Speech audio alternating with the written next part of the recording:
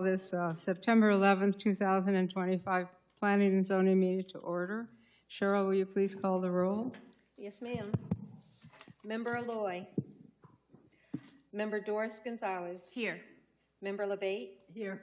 Vice Chairman Goldich. Here. Chairwoman Gonzalez. Here. Alternate Member Jones. Here. Alternate Member Zacharias. We have a quorum. Okay, alternate member Jones will be the voting member tonight at this meeting, since we're missing two people. Does anyone have any lobbying forms to submit? No. No? Can I please have a motion to approve, or are there any corrections to the August 14th, 2025 minutes? I move that we approve the minutes as submitted. I second that. Motion made by member LeBate, seconded by member Doris Gonzalez. All those in favor? Aye. Aye. Motion passes unanimously. We have one item on old business on the consent agenda, MSC 2025-002 Pines Professional Center. Anyone from the public like to address this item? Is there an applicant here?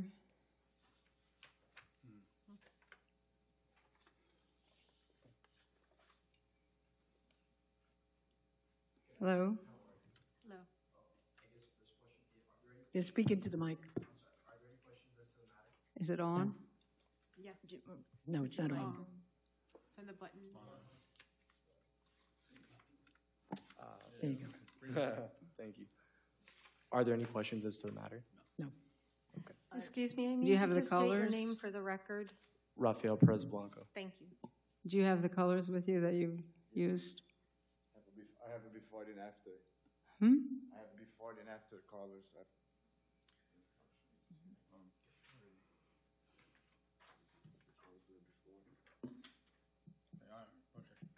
Thank you. That looks nice. Okay, Thank you. Did you get one? They're all the same. And then they have the.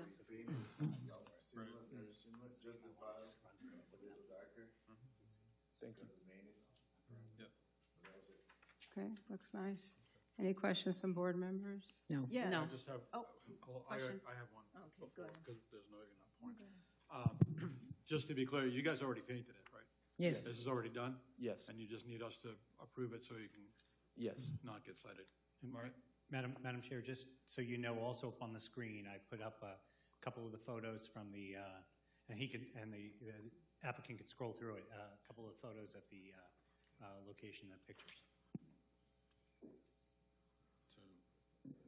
Yes. Okay, yeah, the reason I had pulled this last week is because on visiting the property, now this is a picture of how it was before, where it was all in off-white. And there's a blue, kind of a faded blue canopy there and smaller canopies on the other side of the building. And what you can't see here because of the tree is big lighted red signage. Okay, so now you don't have a picture here of what it looks like now, but when you add it, okay, there, is that it? That's what it is now? Yes. Okay, so here we go, yeah. So you added the peppercorn fine color, not a problem with the color. The problem comes in, first of all, going back a little bit, you know, when you're changing anything on the property, it needs to be presented everything, not just the colors you're changing, but you've got more involved there. You've got canopies, you've got signage, okay? It's a whole picture, okay? It's not just paint. It's a whole thing. And so before, when it was all off-white, then the whole building was pretty well neutral.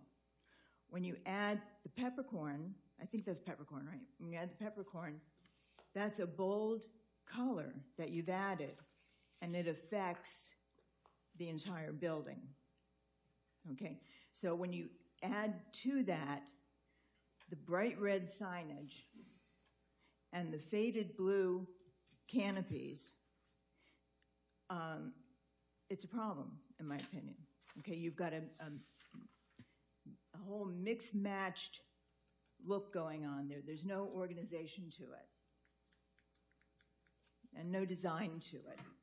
So See that? I can't speak as to the red signage. I'm not aware of what you're speaking of. The only matter I saw raised on the report was whether we had changed any of the, whether any exterior work had been conducted, which none was. It was only painting, and Well, the that's exterior right. modification was, I'm sorry. Yeah, limited that's to- right. You only changed painting, but Yeah. you should have taken other things into consideration. At least the canopy. Okay, so what are your plans for that? Nothing, yeah. Well, I'm not sure that it's nothing. I just currently can't speak as to that. That wasn't something that wasn't presented to me in advance, and I'm not aware as to what. Well, because my point, you understand my point, is that you've thought you could just change the paint, but ignore the other colors in the building. Well, to me, if you use a lighter color on the canopy, it's going to be showing the dirt all the time. And I think that was the reason So I for don't going have with a the darker problem with color. that Nobody color. said lighter. Nobody said lighter. Well, what would you put it? And it's not, I don't feel it's our place to tell you what color. Right. But it is our place to approve the color. No, absolutely. And I mean, in the comments raised by the building department, it was limited to what we presented here today, and there were no further comments from the building And I'm department. saying it shouldn't be limited to what you presented here Madam- today. There's Staff, more you want involved. to Yeah. make a comment? Madam Chair, obviously, as the Architectural Review Board, you have a certain opportunity to comment on the colors and materials and if they're so acceptable within the city. I can tell you at this point, we've never had a conversation about the appropriateness of mixtures of colors. We've had conversations about colors in the past that have been considered garish or some sorts, and I believe there was one that was brought up by Ms. Jones many years ago. But in most cases, these colors are typical ones that were used in the city. If you would like to make a recommendation to them to go back and potentially look at their canopy in the future, they certainly can. Well, But my that's point, but that's not being considered tonight for a color change. So again, I leave it to you guys. well, at it this should be particular point. considered, because the point is, if you had come to us beforehand. Oh, I'm sorry. To acknowledge people so that I can keep track of who's speaking and. Okay, understood. Are there any other board Okay. members with comments? So if you had come beforehand, before doing the work, as you were supposed to, then this would have all come up ahead of time, and you would have been able to show a whole palette, okay? Planned Commercial Development Code 155.454, Architectural Requirements, subsection 5A. A consistent architectural theme, including but not limited to scale, colors, textures, and materials, shall be required. Okay? This is what gives us the responsibility. Member Jones, can we hear some for other board members, please? Member Goldridge? Yes. So point of order is, this is already something that's already been done. We acknowledge that you guys, and I know you do too, that you made a mistake in not coming to us beforehand. However, what's done is done. We need to vote on it just to approve it so they can be on their way and we can progress. And if I can just with the Excuse briefly, me if I could I'm sorry. comment on that. So If I I'm can going to just- make a motion that we approve the item. I second it. Could I have discussion on the motion, please? Member by member Goldridge, second by member Labate. All those in favor? Aye. No. Did you vote no? I voted no. Okay. Okay. The motion passes. Motion passed 4-1. 4-1. thank you, we appreciate it. Have a great day. Madam Chair, just to remind you, the next items are on consent agenda, so if you would like to request the board consider the passage of the entire consent agenda or pull items off. I'd like to pull item 2. Okay, we have 4 items under a new business under the consent agenda. Any members of the public like to speak on any of those? Hearing none, the first one is MSC 2025-0021 Midas, installation of a new on-site canopy, miscellaneous requests. Madam Chair? Madam Chair, I apologize. So are we approving the consent agenda? Because I believe Ms. Jones asked for number 2 to be removed, but I don't know about 3, 4, and 5. 3, 4, and 5 could be approved by this board if they so desired not to pull the items. Yeah, I have no other polls, just that. You have just no other two. poll? I move that we accept the items 3, 4, and 5 on the consent agenda. I second that. All those in favor? Aye. Aye. Aye. Any opposed? Motion passes. Okay, to nothing. for those here for Coach, We Memorial have Manor, item 2, Joe. and SPG Rowan, you guys have passed. Item 2, by Midas.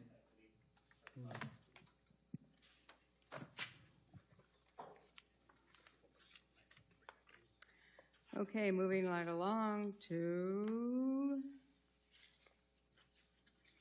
Madam Chair, this is Midas now.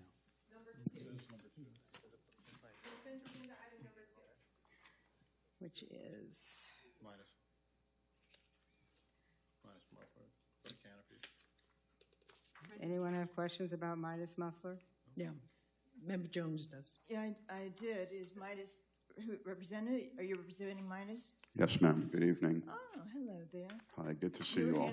I thought you only handled that other shopping center. Should I introduce myself? Please. Well, you have to for the record. Yes, good evening. My name is Manny Stolowski, and I'm here on behalf of the applicant regarding the canopy over at the Midas shop. My address is 6540 East Tropical Way, Plantation, Florida, and I'm here to answer any questions you may have. Okay. This whole canopy situation over there, I don't know if anybody else spent any time, went over there and looked. It's a real mess over there. And there's, this is a completely different canopy from the one that was put there before. It doesn't tie in at all. In between, nobody's mentioned this trailer that is there. I mean, obviously it can be moved, but it seems to be there permanently. And the whole area is a complete mess. Now, this is a prominent shopping center in the city, and it's been allowed to be left in a terrible state. And this section has only gotten worse. There used to be just the building there Midas had, and then this one canopy, and then the other. So I'm kind of at a loss as to why staff would say that this should be, suggest that this should be approved. There must be all kinds of violations there. There's like loose boards. That trailer has like some sort of water. There's probably OSHA violations there, but this is a real eyesore, to say the least. So why should we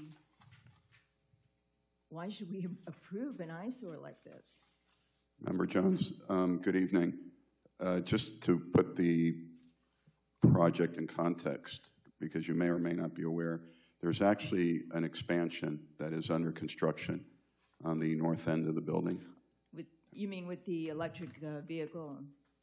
No, it's an expansion to the existing building, so it's somewhat of a construction site, if you will. This is an effort to formalize the use of the canopy over parking spaces so that, in effect, times like the summer when it's extremely hot or it's raining every day, and we have patrons that, in effect, are servicing their vehicles within the inside of the building. When those vehicles are done or before they actually go in, there's a place that they're undercover. So this is an effort to clarify, and for that matter, to correct some of the items that you're referring to. But I do want to remind you that there is a construction project going on the north end of the building, and once that's done, I believe that the site will be quite improved. and did address notice that. all The the only issues. item before us right now is the canopy. The other That's correct. issues would be code enforcement issues, which we do not Yes. deal with. No, I'm trying to bring up that the canopies are a problem. What is the problem about, well, anyway, we already It's have causing the whole a property first to by be- Member LeBate, a second by Doris Gonzalez It's on all causing- 4 items. It's causing the whole property to be unsightly. And I think I did see that there was work being done. The construction is mostly, Before we look discuss first in a completed second. for the most part. There might be some things going on inside. The shell is completed, ma'am, but there's Yeah. significant work that's occurring inside. So what you may they're- see activity there that's related to the construction. I don't think so. What they're doing under those canopies, there seems to be pretty well contained there. May I ask a question? What would you suggest would be an improvement to the canopy to solve the problem that they're saying with the weather, inclement weather, and their patrons? I think to have something like that approved once you approve it on a permanent, it's approved, and they can kind of do what they want with it. I think they should show that they can take care of their whole property before we approve. That is not the item before us, Member Jones. The only item before us is the canopy. Yeah, so in regards of the And if there's a reason not to, What is the reason? that The is canopy reason looks that perfectly fine have to not me. kept their property up. Okay, I'm I sorry, believe- one person Madam- can speak at a time because I cannot type 2 people. I'm sorry. Madam Chair, may I speak? Yes. This is Member LeBate. I think your point may be well taken. However, I believe it's beyond the realm of our committee to sit and make a judgment as to whether they are in compliance with violations. If there are violations, it's up to the staff to be able to bring those violations forth. Now, I think it's beyond our ability as a board to rule on that.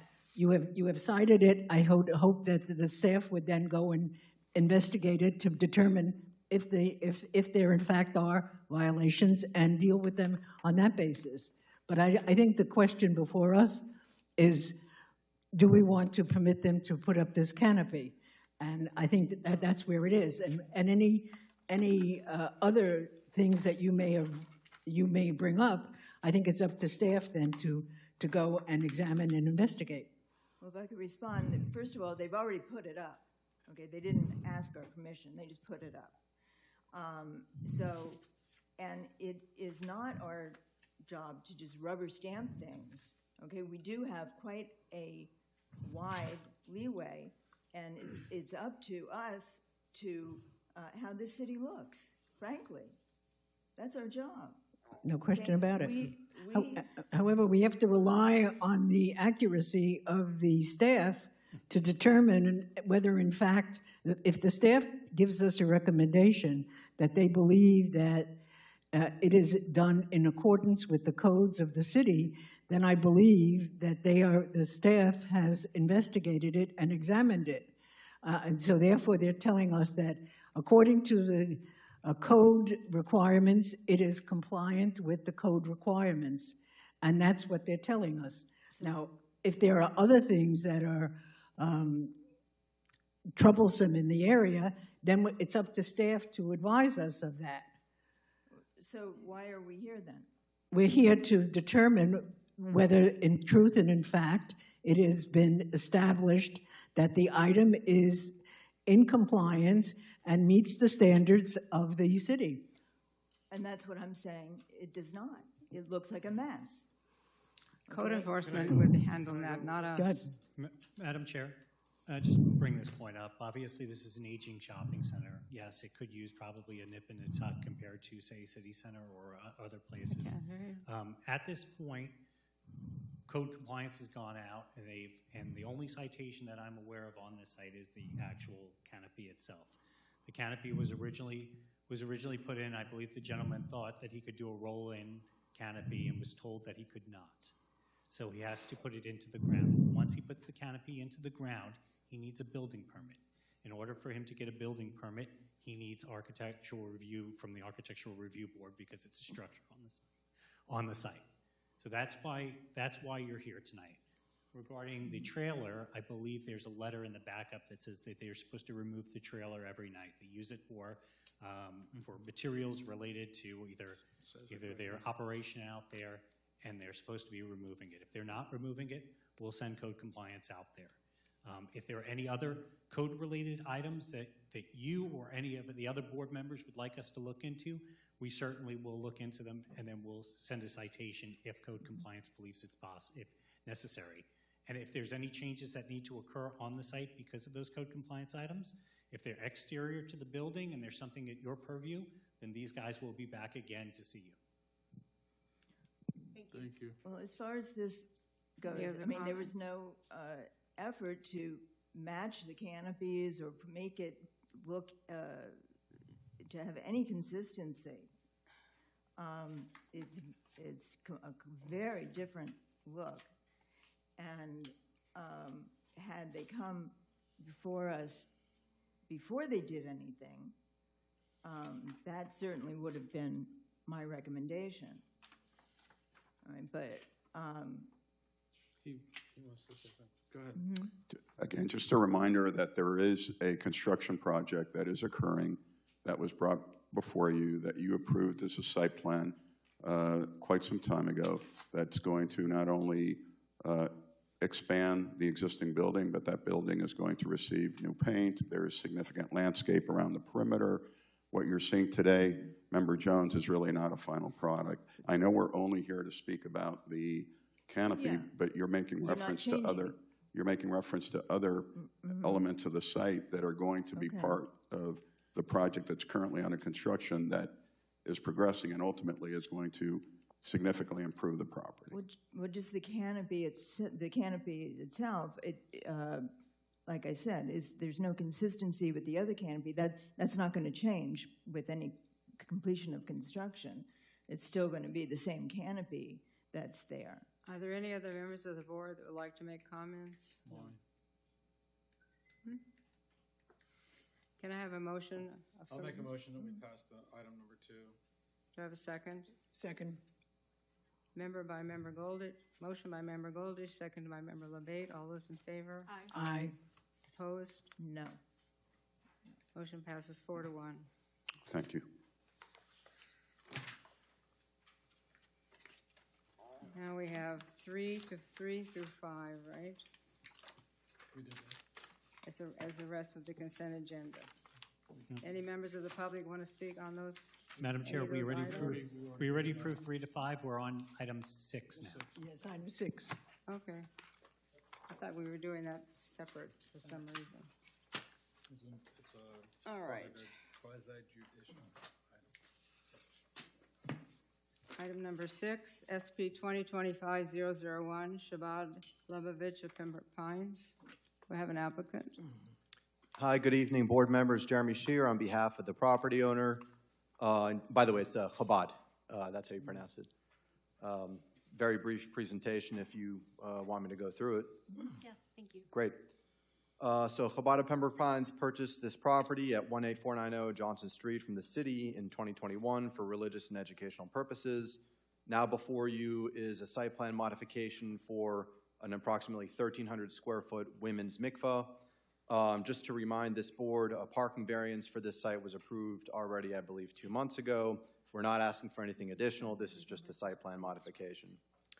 And just so you know, the women's mikvah, it's going to be used approximately once to twice a week. Here's an aerial of the property, as you can see, bounded by Johnson to the north, and then 184th to the east. Here's the site plan right here. The hatched area is the mikvah. And then finally, here's some renderings, beautiful renderings from our architect, Craig Dittman, also in attendance. I need to ask you to also, do you waive your quasi-judicial rights? Yes. Yes. The questions from any board members on this No. item? Not I. I just have one. I'm Member sorry. Goldich? Yeah, regarding to the exterior finish, the split block, right? I was reading through the whole thing, and I didn't find anywhere where the actual construction of the building material is. Is Construction it CBS material block? is the question. Let me Yeah. just bring the architect up here. Oh. He'll answer that. Yeah, that was my only question, because I was looking for it, I couldn't find it. I didn't Sure. see it on there. I probably missed it, but Good evening, Craig Dittman Architecture. The split face block is the actual structural member of the exterior okay. envelope, so it's load bearing as well as the exterior finish. All right, gotcha. Thank you very much. Any other comments, questions? Do I have a motion on Shabbat Lubavitch? I move that we accept the motion, accept the matter as presented.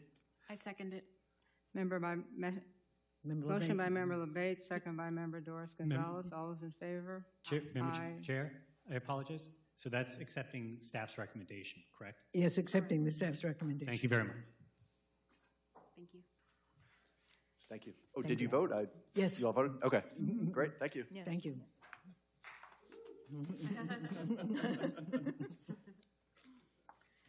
Item number 7, SP 2025-005, Is this the one that we're? This is the same one, yes. This is Braintree This is the site at plan. Pines LLC. That's the site plan. Madam Chair, before we begin this item, we met with the applicant, and we just want to be able to put on the record that with conversations between the attorney and the city attorney and the applicant, we are going to put a condition on this item.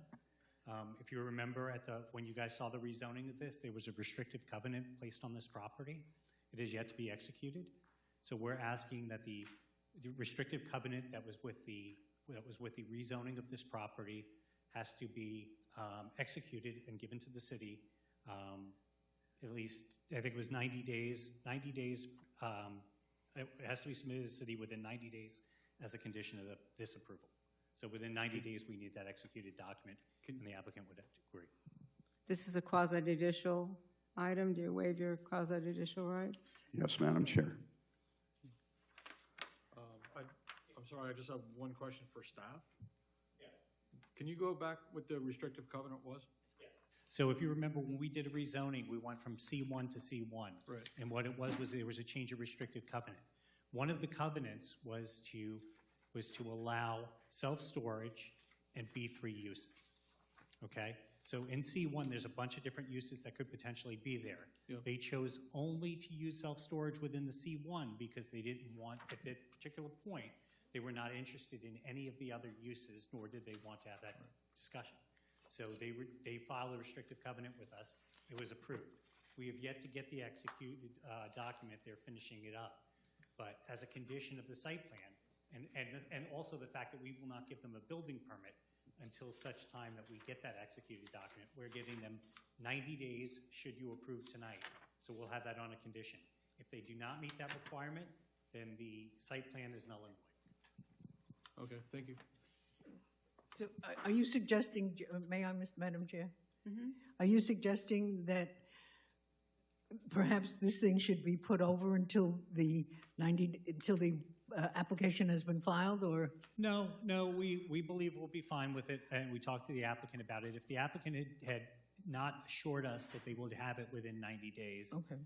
We would feel differently about it, but they've assured us, and we're ready to go with that. Okay, thank you. Okay.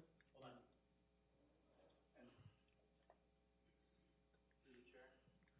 Thank you. Legally, we have no objection to proceeding tonight with consideration of this item. And in the event that the board were to approve this item with that condition, that is perfectly acceptable. Okay. Thank you to all. Once again, Manny Sinolowski. My business address is 6540 East Tropical Way Plantation. I'm going to do this together with Michelle relatively quickly because you've heard about this multiple times during the course of maybe the last 6 months as it related to other projects. In this first image, you're going to see in red the area where specifically the proposed self-storage will be located. In this image, this is a master plan of the total 9.99 acre site that includes not only the proposed self-storage, but other uses that are existing today, and for that matter, uses that you've approved in the past, for instance, Culver's. The next image focuses specifically on the self-storage and the parking that supports the proposed self-storage, which is occurring along the front of the building and across from the building. This image, in effect, is the view from the southwest looking towards the building when you're on Pembroke Road, in effect looking into the site. The next image is also from Pembroke Road, but it's from the other side, from the east side, looking towards the building, this still being the south elevation. This gives you a glimpse of the landscape buffer, and for that matter, the north elevation as well as the west elevation. There is a significant amount of green space buffer, landscape buffer between the building footprint and, for that matter, the edge of water.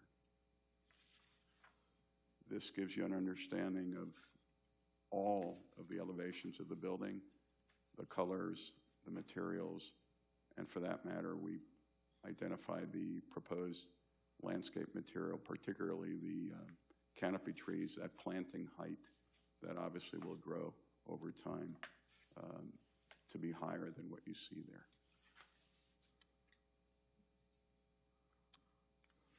And not to get into detail, but if you had any questions regarding the landscape material, we have our landscape plan. You see a significant amount of buffer on the north side. You see material, if you will, along the edge of the building on the south side, and again, material both to the east and the west, towards our property line to the west and towards our neighbor to the east. And with that, we conclude our presentation.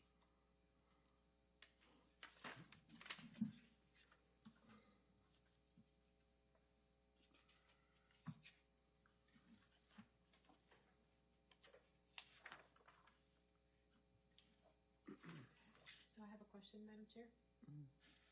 Doris Gonzalez, member, have this question? Just for clarity, what is the ask? This is a four-story, 134,300 XX square feet of self-storage in a single building, and it actually replaces the footprint of what previously was office buildings. So it's an exchange of one use for the other. You may recall that in a previous meeting, we discussed parking. In meetings prior to that, we discussed rezoning that would allow this particular use as part of a C1. But the ask, in effect, is for the development of a four-story, single building, 134,320 XX square feet of self-storage. Thank you. For the staff, how does this differ from what is actual? Is there a deviance? What's the actual deviation? Compared to what was approved previously? Or compared to what is legal, what is? Right. So in this zoning district, the properties could go up to 100 feet. The applicant is choosing, I believe, was it 47 feet in height? So this is comparable to some of the other development within that property. Okay. It's, like I said, the footprint, like he said, the footprint is consistent with what was previously approved. Okay. This was at one point going to be an office, now it'll be self-storage, so there should be less impacts on that shopping center, and that's why we recommended approval for it. Remember, we were recommending approval tonight, subject to them with the restrictive covenant within 90 days of approval, and also recordation of the underlying plat. Perfect. That satisfies my question. Thank you. Member LeVay? No. Member Goldrich? Yeah, I have a couple. Now I know you're going to have it fully sprinklered and what have you, but given the length of the building and the height, how many points of emergency egress are going to be on each floor? I haven't seen anything. I wasn't able to discern that on the plans. Yeah. I know most places they have like an emergency egress door somewhere. We have not submitted plans to the building department yet. We do have specifically 2 egress staircases that land directly to the outside, but in addition to that, there will be a number of, I'm going to say, access points on the building exterior that will, in effect, be in compliance with the specific section of the code. You are correct that it is a fully sprinkled building, by virtue of being 4-story, by virtue of the storage, if you will, occupancy.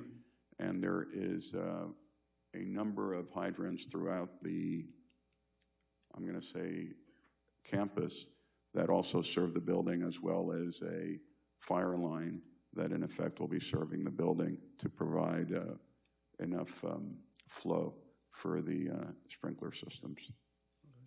The other question I had was, is this building in Culver's going to be under construction at the same time? Do you know? This building may lag Culver's by a little bit. As you can imagine, Culver's is a 1-story, very small footprint, and the anticipation is that that will get through the building department relatively quickly. This, by virtue of being a multi-story, by virtue of being sprinkled, by virtue, if you will, of having significantly more structural calculations, may get through the building department in a longer period of time. Plus, I think I can say that Culver's doesn't require any, let's say, hold relative to a restrictive covenant. The restrictive covenant is specifically for the self-storage, where Culver's can proceed. The intent of both of the projects were to begin after the hurricane season, which is approximately December 1st of 2025. Actually, the reason I was asking was because I was just wondering about traffic-wise due to construction between the two properties, in and out. Yeah. What's interesting? For access for vehicles. There is significant number of other access points that occur, if you will. I'm going to say first along Hiatus. There's a main access into the 9.99 acre that has really nothing to do with the activity that we're proposing. There is also a separate access directly into Wawa, also from Hiatus. And from Pembroke Road, there's also a direct access to Wawa. And it's possible to separate the activity that's going to happen within the Culver's footprint, as well as the activity that's happening for the self-storage, without impacting the through traffic. Yeah. That was where I was going. Yeah. No, your point is well taken, but we've considered that in terms of the phasing and the improvements that need to occur. But Chair, just to keep in mind also that we never know when these are coming through, if they're going to come through at the same time or not. But I will tell you, our fire department and our building department, the first thing they ask is MOT, because, again, we want to make sure we're getting those emergency vehicles through and the other vehicle, and keep those areas clear. So if both are going on at the same time, they will have to give us a plan, almost a week-by-week plan on how they're moving around and keeping that going. Any other questions, board members? Just, is this a 24-hour facility? Yes, in the sense that patrons will have access to the building 24/7, but it's important, and I didn't mention this before, for you all to know that when you come to either load into your self-storage area or to unload out of your self-storage area, you will actually enter the building with your vehicle. And there is a garage door that will close behind you, and the exchange of storage goods is actually occurring inside the building. It's a relatively new, or the newest generation of self-storage, which therefore makes it very convenient for anybody to come at any time that's convenient for them, because they're actually doing their movement of storage goods within the building proper. There's elevators that take you directly from those loading areas up through the building. That's a great idea, yeah. Yes. So will the building be well lit entirely overnight, or how will that work? I would say the building will be lit, and so will the site. appropriately, but at the same time, I also have to remind you that we have also shared photometrics where we're not glaring into our neighbors and we're not spilling light onto our neighbors either. So within the building proper and around the building proper up to our property line, we're well lit. Nonetheless, we're not exceeding into our neighbors in any direction. That's great. That's Yeah. great. Okay, that's my question. I would just like to say that you did a nice job on the design of the buildings. Thank you very They much. don't look like other storage units in the city. Yeah, The architectural features are nice, and the landscaping. thank you so much. Our goal was to make it as compatible as the multi-story office building would have been, because originally it was a two-story office building that had a high roof. Well, this is, from a massing standpoint, very similar, and we tried to keep that in character. Thank you. Can I have a motion on this item? And remember, you have to include staff's recommendations in your... I move to approve the item in conjunction with whatever 90-day restrictions are in place. I'll second the recordation of the plan. And I'll second. Motion made by Member LeBate, seconded by Member Goldich. All those in favor? Aye. Motion passes unanimously, Manny. Thank you very much, and thank you all for your patience and your support. We've seen each other a lot. I'll miss you, but, No, you Will won't. you really? but we may be back with No, other you things. won't. You'll be back. You'll be back. Okay, our next item is a presentation and discussion on the Planning and Zoning Board process by... So tonight we have Miss Julia Aldrich. She's going to come up and she's going to talk to you about the planning and Julie, I zoning think her name is. process. Hi, good evening.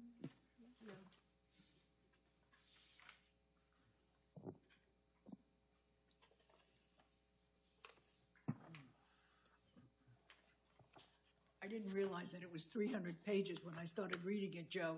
Yeah, right?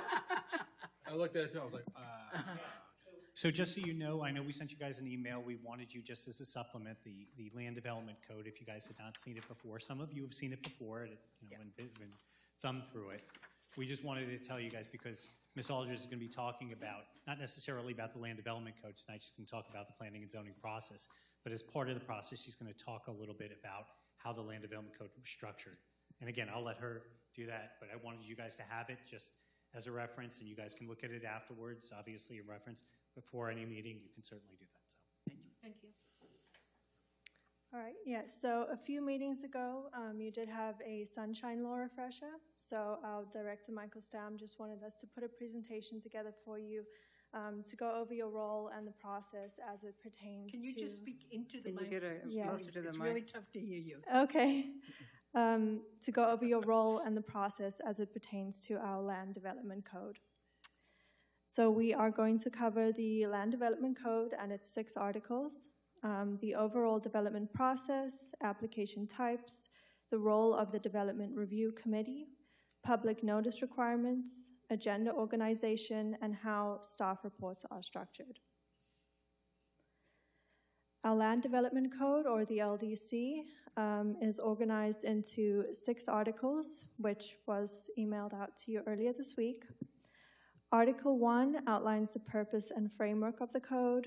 Article 2 provides definitions and acronyms used throughout the document. Article 3 covers procedures for application review. Article 4 defines zoning districts and classifications, for example, residential, commercial, etc. Article 5 explains the use regulations. Article 6 details development standards such as height, lot size, and setbacks. And it also includes landscaping, lighting, sustainability, and other rules that apply to projects. So the development review process begins with a pre-application meeting where applicant meets with staff to discuss the entitlement process, which includes land use and zoning. From there, the applicant submits a formal application, which is reviewed by the Development Review Committee. If required, public notice is given. The item then proceeds to the Planning and Zoning Board for decision. Certain applications may also require City Commission approval. Once approvals are complete, the project moves into the building permitting process, where our department will approve the plans which were approved by the Planning and Zoning Board via our zoning review. Could you define DRC for the newer members, please? Yes, DRC is the Development Review Committee. All right, our application types are in the Land Development Code under Article 3. We have our miscellaneous applications, which are minor changes from previously approved site plans. For these applications, the Planning and Zoning Board make the final decision. Site plans are for new construction or significant redevelopment, and again, Planning and Zoning Board makes the final decision. For items which are 50 feet in height or within planned districts, they do require City Commission, and therefore the Planning and Zoning Board will act as a recommending body. For zoning changes, these are amendments to zoning code text in our Land Development Code or Planned District Guidelines, or an amendment to the map. For these applications, Planning and Zoning Board are advisory to City Commission. Comprehensive Plan Amendment is a change for the future land use designation or text, and again, Planning and Zoning Board are advisory to Commission. Variances for non-single family properties provide relief from development standards due to hardship. Planning and Zoning Board are final decision for these items, but they may appeal to Commission. Here we have our Development Review Committee, or DRC. The DRC is responsible for reviewing applications for compliance with the Land Development Code. A plan will not come before the board unless it has gone through all the relevant agencies. Depending on the scope of the project, some agencies are not required to review. Applicants submit applications electronically into review. It stays in DRC until comments are satisfied and agencies sign off. And just to emphasize, all professionals review the application independently before it is presented before the board, and upon sign-off, all applicable codes have been met. Based on new state legislation, there may be an item which goes to the board without DRC completing review, but in these situations, staff may recommend denial. To go over some roles, we have the developers, applicants, and owners' representatives. They submit the application, they revise the plans as needed, and they present the projects at the hearings and address any staff, board, or public concerns. Staff conduct pre-application meetings, they review the applications, and provide recommendations in compliance with the LDC. The Planning and Zoning Board serve as the city's local planning agency and architectural review board and advisory to City Commission. Planning and Zoning Board is final decision maker for site plans, amendments, variances, and special exceptions. City Commission is final decision maker on items requiring an ordinance and specific site plans, which was discussed earlier. This includes rezoning, plats, comprehensive plan amendments. Public notice. Certain types of applications require noticing, such as site plans, amendments, zoning changes, variances. We have published notice. Published notice is a newspaper or legal ad, and it is published 15 days before the hearing. Mailed notice. Mailed notice is mailed to property owners within 500 feet of the subject site, also 15 days before the hearing. We have homeowners association notice. HOA notice is mailed to HOAs within 500 feet of the subject site, 30 days prior to the hearing. And in this case, master HOAs are responsible for notifying any sub-HOAs.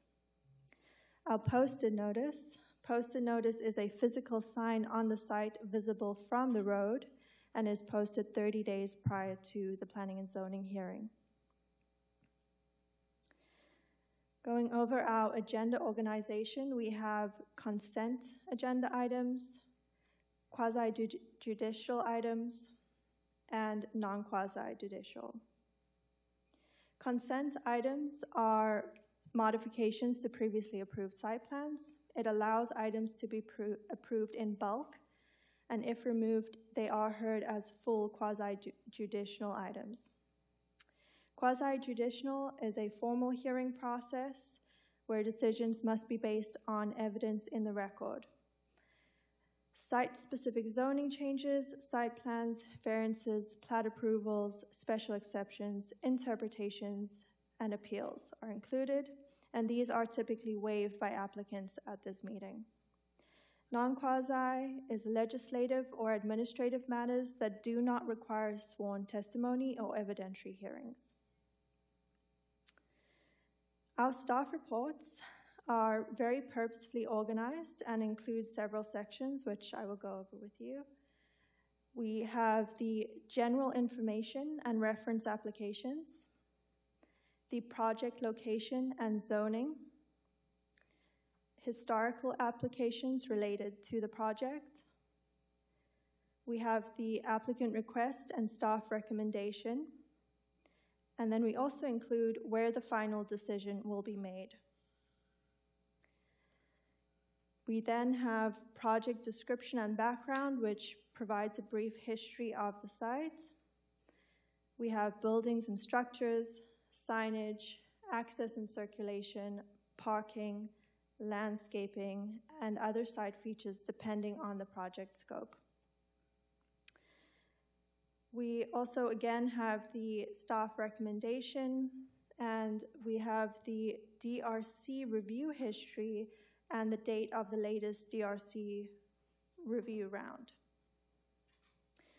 Staff reports are sent to board members a week prior to the meeting. We encourage board members to reach out to staff after reading the report, as staff is available to go over sections with board members individually and answer any questions they may have. Staff can best answer questions if they are known ahead of time from the meeting.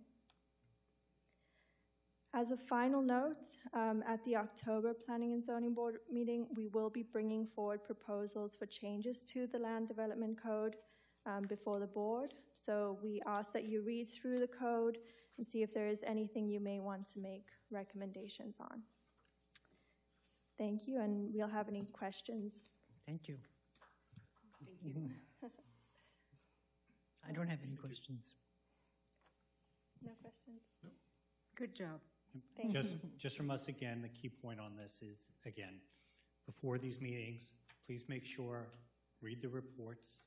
If there's anything you see in the reports that you have any questions on, please come to us beforehand, because that's where we can find out. If there's an operational item, say for instance, like the self-storage tonight, if you wanted to know if it was going to be lit outside like that, and again, it may have come up tonight, that's great, but if you have that concern beforehand, we can either reach out to the applicant, make sure that they understand how to address that question. I do know in the self-storage facilities in particular, a lot of those are on timers, so those lights will only come on when there are people in there, but nonetheless, I couldn't speak for that particular operation. But again, these are items that we can do. And then again, if there's any other concern or something that maybe we can address before it gets here, then let's do that.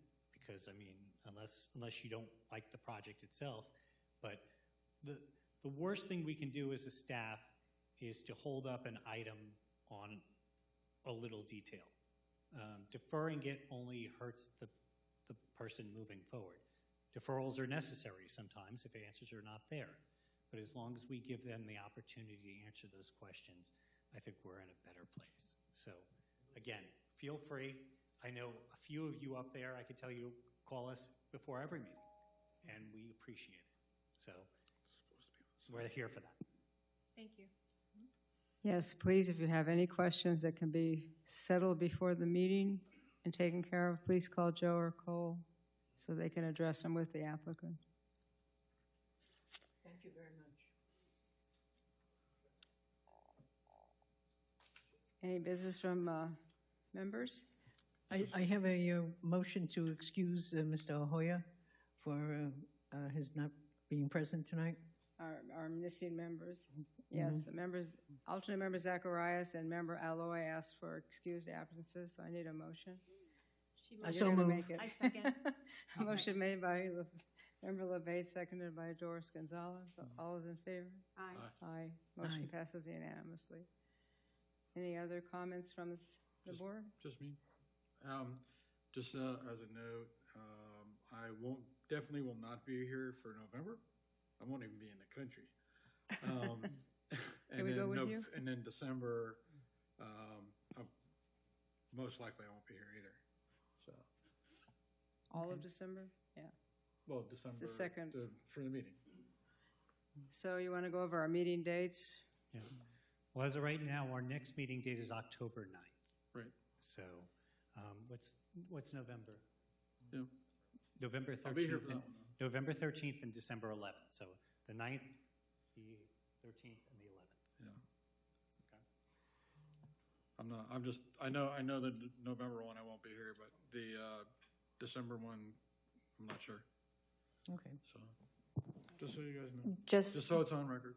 Just as a side note, I will be adding to the October agenda discussion and possible action for the meeting dates for the remainder of this year and into 2026. Okay. So y'all can look at your calendars, and I mean, general rule of thumb, we always meet the second Thursday of the month. November, that can change depending upon what holidays and things, but please look and I know we don't always know what we're doing tomorrow, but keep it in the back of your mind, look at your calendars and kind of get an idea. Thank you. Any other items from members? Nope. This meeting is adjourned. Madam Chair, just one item. October 9th, when we have our meeting, it's a pretty light meeting for us. We don't have a lot of quasi-judicial items. So as Julie alluded to, we're going to be bringing you guys our next round of land development code updates. They're just updates that we make over, within a year or two of the last passage that we've seen that we feel need updating. So again, you have the land development code. We'll send them to you. We'll send you these changes. You can compare them to the land development code and again, ask us questions on them. And in the meantime, as Julie had mentioned earlier, it doesn't have to be next meeting, or it could be whenever you guys are up there. If you see a code that we should be looking into because either it's just not working for us as we're going through, codes change over the years, and they should. But if you see something that you want us to explore or look into, maybe for modification somewhere down the line, please let us know. We'll certainly do the research in it, and we'll bring it forward. And it may wind up being one of the next code changes that we make. So. Thank you. Okay. Like required timers on lights, exterior lights. I like that idea.